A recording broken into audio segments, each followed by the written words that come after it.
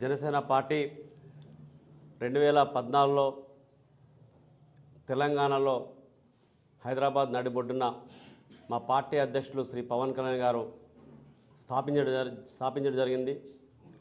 తెలంగాణ ఉద్యమ స్ఫూర్తితోటి పుట్టినటువంటి party Janasena party.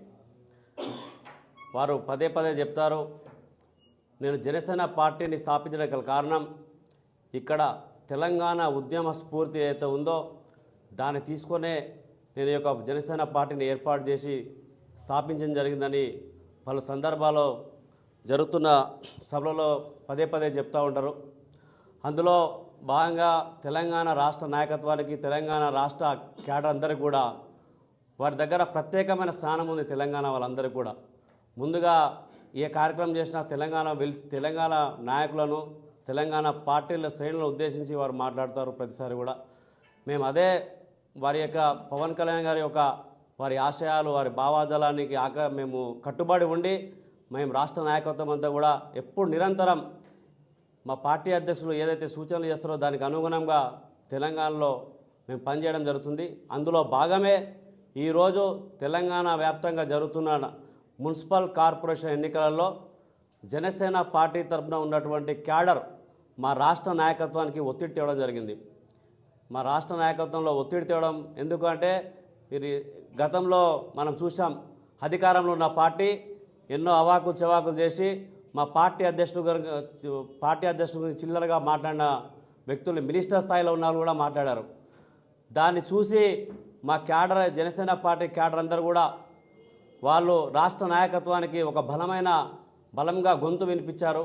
అదేవిధంగా రాష్ట్ర నాయకత్వం దృష్టి తీసుకురావడం జరిగింది. అందులో భాగమే ఈ యొక్క ఏదైతే మా రాష్ట్ర పార్టీ శ్రేణులందరూ కూడా రాష్ట్ర జిల్లాలో ఉన్న వాళ్ళందరూ కూడా ఒత్తిడి తేవడంతో ఈ యొక్క మున్సిపల్ కార్పొరేషన్ ఎన్నికల్ని రాష్ట్ర నాయకత్వం అందరూ కలిసి పార్టీ అధ్యక్షుడు గారు పవన్ కళ్యాణ్ దృష్టికి తీసుకురావడం జరిగింది. అందులో భాగంగా తక్కువ సమయంలో మేము తీసుకున్న నిర్ణయం 15 రోజుల్లో ఈ యొక్క నిర్ణయాన్ని తీసుకొని పార్టీని మాకున్నటువంటి స్థానిక అక్కడ జిల్లాలో ఉన్న నియోజకవర్గంలో బలమైన మనకు ఎక్కడైతే పోటీ చేయగలమో అని ఆ ఉన్నటువంటి ఒక 10% మందంగా 3030 పైచిలుకులో జనసేన పార్టీ తరఫున ఎక్కువ బీసీ, ఎస్టీ, మైనారిటీలకు అవకాశాలు ఇచ్చి మహిళలకు అవకాశం ఇచ్చి ఈరోజు పోటీ చేయడం జరిగింది. అందులో భాగంగా ఈరోజు ఏదైతే అధికార పక్షంలో ఉన్న పార్టీ కానీ, ప్రతిపక్షంలో ఉన్న పార్టీ కానీ వేలాది రూపాయలు పంచినప్పటికీ కూడా ఈరోజు మా జనసేన పార్టీని తెలంగాణ ప్రజలు పవన్ కళ్యాణ్ మీద ఉన్న నమ్మకంతో, పార్టీ మీద ఉన్న విశ్వాసంతో ఈరోజు జనసేన పార్టీ అభ్యర్థుల్ని గెలిపించడం చాలా చాలా సంతోషకరమైన విషయం. ఈ విషయాన్ని కూడా మేము రాష్ట్ర నాయకులతో సంతోషపడుతున్నాం. ఈరోజు ఇదొక మంచి పరిణామం. ఇదే స్ఫూర్తితోటి కూడా రేపు ఏ ఎన్నికలు వచ్చినా జెడ్పీటీసీ, ఎంపీటీసీ, రేపు రాబోయే గ్రేట్ హైదరాబాద్ ఏదైతే 3 విభజన మేయర్గా డిక్లేర్ చేశారో, సైబరాబాద్, హైదరాబాద్, మల్కాగిరిగా విడదీశారో వీటన్నిటిలో కూడా జనసేన పార్టీ తప్పకుండా పోటీ చేస్తుంది. జనసేన పార్టీ మీడియాలో మేము వింటూ ఉన్నాం, కొన్ని పార్టీలు మాట్లాడుతూ ఉన్నాయి. ఏ పార్టీ గురించో జనసేన పార్టీ పెట్టలేదు.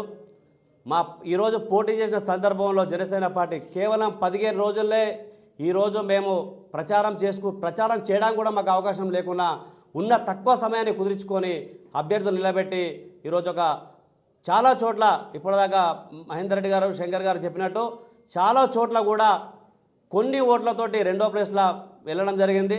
మా వలన మేము గెలవడం పక్కన పెడితే మా వలన ప్రధానమైన పార్టీలు ఈరోజు ఓటమి పాలయ్యాయి.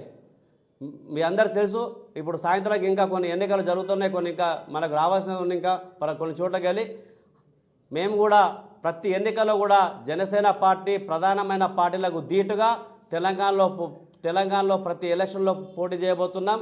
అందులో భాగంగా ఎవరైతే మొన్న వ్యాఖ్యలు చేశారో వారికి ఒక సమాధానంగా ఈరోజు జనసేన పార్టీ మా పార్టీ క్యాడర్ అంతా కూడా ఒక గొంతుకై వినిపించారు.